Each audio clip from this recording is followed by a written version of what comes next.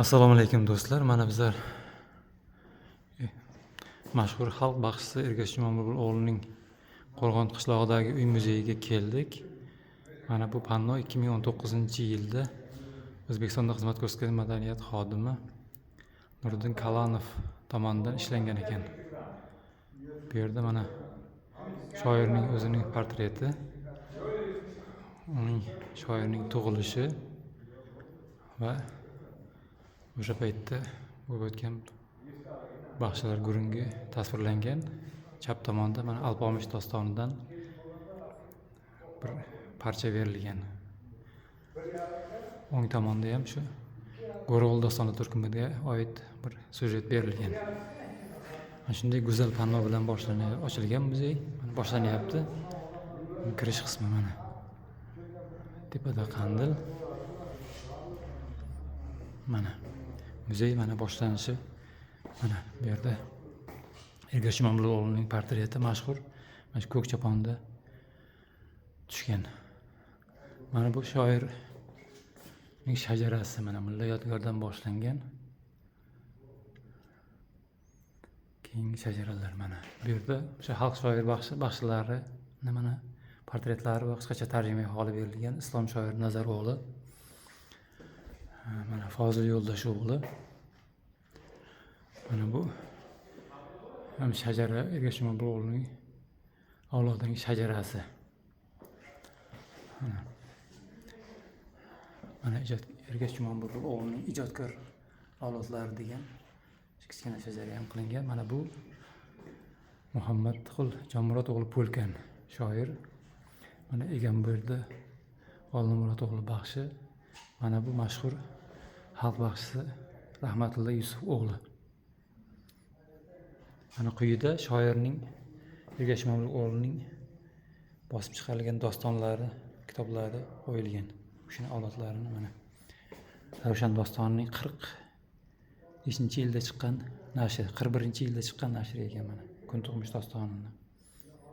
Mana Qunduz bilan yulduz. Mana bu Ergash shoirning o'zi tomonidan yozilgan qo'lyozmalar mana. Dan misollar keldi qo'yilgan. Bu ham dostonlardan parchalar. Mana bu yoqda ham bor. Mana bu ikkinchi mana qismga o'tdik. Bu yerda endi o'sha qadimiy osori atiqalar, mana eski ko'zalar, o'sha paytda foydalanilgan 100 yildan oshiqlik do'mbira, Qo'rg'on dostonchalarining shajarasi mana alohida. Mana bu Ergash shoir o'zi foydalangan mana jomadon eski. Mana bu ham o'sha tarixiy rasmlardan olingan baxshilarning suratlari, mana o'sha paytda foydalanilgan kiyimlar. Bu tomonda ham mana qo'lyozmalar, qadimiy ko'zalar, qadimiy qilich, mana eski kiyim boshlar. Mana bu yerda bir ramziy Ergash shoirni o'tirgan joyidagi bir ramziy shunaqa lavha tashkil qilingan. Shoir o'tiribdi va doston kuylayapti. Supada. Mana bu yerda ham tarixiy eksponatlar bor. Bu eksponatlar hammasi shu atrofdan topilgan mana.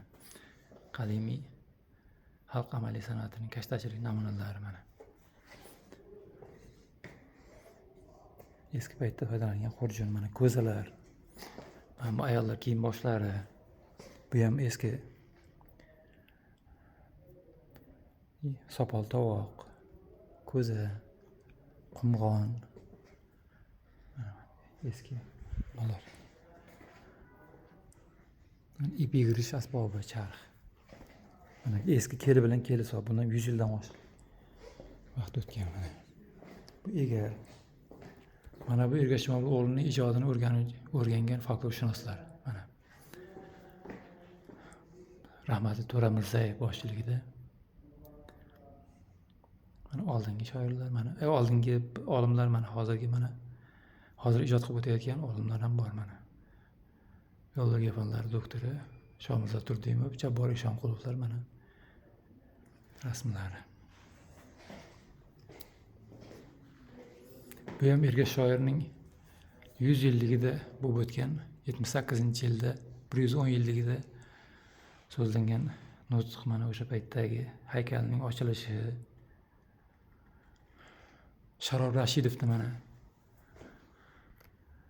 muzeyga kelganligi 78-yilda. Shu yerga kelib muzey ochilgan mana.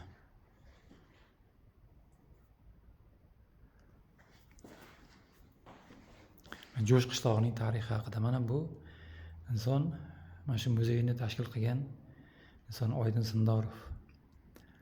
Rahmatli. Mana shu odamning harakatlari bilan mana shu muzey tashkil qilingan. Shu odam muzeyda eksponatlarni bittalab yig'ib tashkil qilgan. Necha yillar davomida muzeyga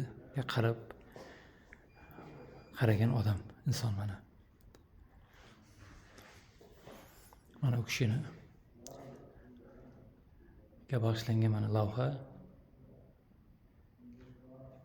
Quyida endi mana dostonlardan parchalar. Bu yerda Ergash Jumanbekov ijodini o'rgangan olimlarning suratlari, rasmlari. Mana bu yerda yana eski asoriy atiqalar. Mana shunday ajoyib muzey. Mana. Ergash Jumanbekov zavodlar tog'ali.